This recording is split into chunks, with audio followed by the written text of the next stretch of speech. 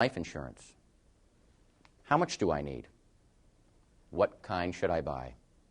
Let's take them one at a time. First, do I need life insurance? The quick and easy answer is that if someone will suffer financially when you die, you need life insurance. That could mean your family, perhaps aging parents, or maybe even your business partner and employees.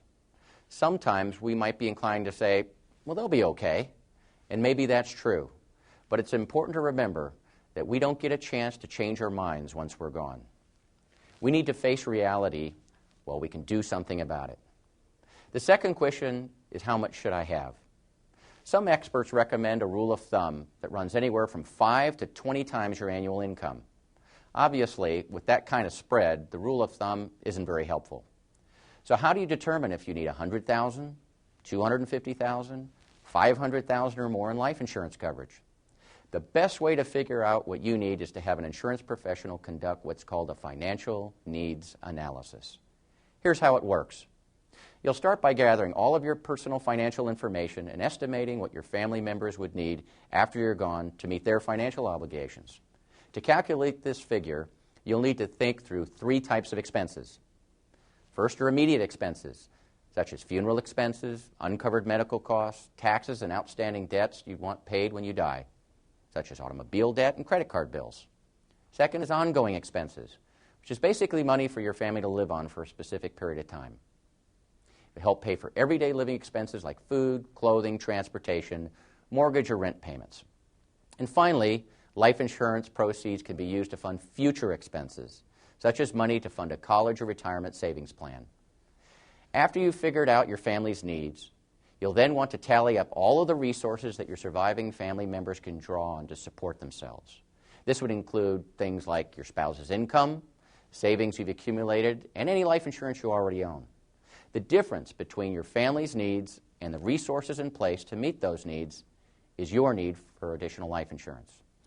Let me share a story with you that illustrates the value of properly calculating the need for life insurance in a very powerful way.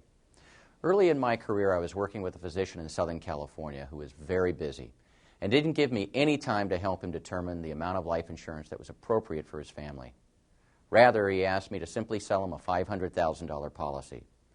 I complied with his request, only to read several months later that he had been killed by a hit-and-run driver while changing the tire on the side of the freeway. I took great pride in being able to deliver the much-needed cash to the family, only to be shocked to learn that the doctor had 9 children, 3 of whom were in college at the time. I distinctly remember sitting in a room with his wife and all of his children when they collectively asked me, "Is this all there is?" I felt badly that I hadn't found some way to break through to the man and convince him to approach the process the proper way. I vowed never again to shortcut the process and to always calculate the real need for life insurance. I never have shortcut the process since, and you shouldn't either. There are no do-overs with life insurance. There's nothing more important than buying the right amount of coverage, and you need to get it right the first time. So after you've figured out how much you need, you're now ready to focus on what kind to buy. There are 2 fundamental considerations that go into answering this question. First, how long will you need the insurance? And second, how much money do you have in your budget for this expense? The how long you need it question will help you decide if you want term insurance or permanent insurance. Term insurance lasts for a specified period of time, say 5 years or 10, 20, or maybe even 30 years.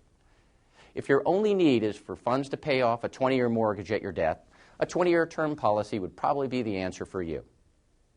Or if you're concerned about providing funds to take care of your aging parents in their later years, a 5 or 10-year term policy might do the job.